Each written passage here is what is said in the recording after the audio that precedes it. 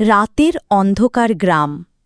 একদিন গ্রামে খবর ছড়িয়ে গেল, কাল্লা কাটা ভূত নাকি রাতি বেরোয়। শোনা গেল সে নাকি মানুষ পেলেই মাথা কেটে নেয়। গ্রামবাসীরা ভয়ে কাঁপতে লাগল। কে এই ভূত? আর আসলই বা কোথা থেকে? আগে তো কখনো শুনি নাই। শুনেছি কাল রাতে নাকি নাইমুরের ক্ষেতে ভূতের ছায়া দেখা গেছে। এটা কি সত্যি?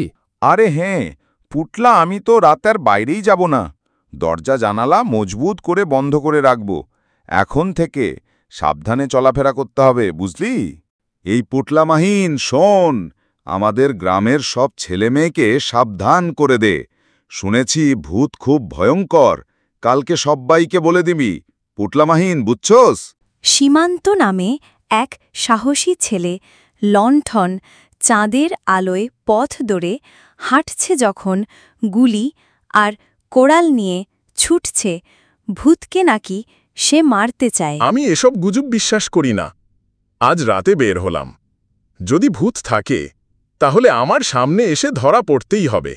নির্জন মাঠ, ঝোপ নড়ছে, বাতাস হু হু করছে। সীমান্ত মাঠে হাঁটছে।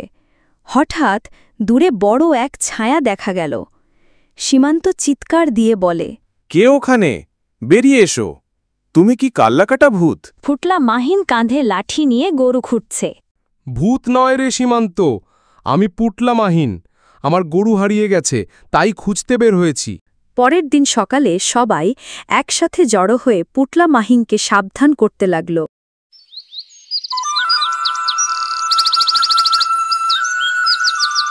আহা, তাহলে ভূত বলে কিছুই ছিল না, সবই ছিল গুজব। আর পুটলা আমাদেরকে ভয় দেখি পালিয়েছিল। পুটলা মাহিন কুত্তাকার, আর কখনো যেরকম করিস না। গ্রামের সব লোকেরাই ভয় পেয়েছে। প্রিয় গ্রামবাসীরা, আমাকে সবাই ক্ষমা করে দেন। আর কখনো এরকমটা হবে না। এরপর থেকে গ্রামে আর কোনো ভয় থাকল না। ভয় আসে অজ্ঞতা থেকে। সত্য জানলে ভয় মুছে যায়, আর গুজব ছড়ালে সবাই অকারণে আতঙ্কে থাকে।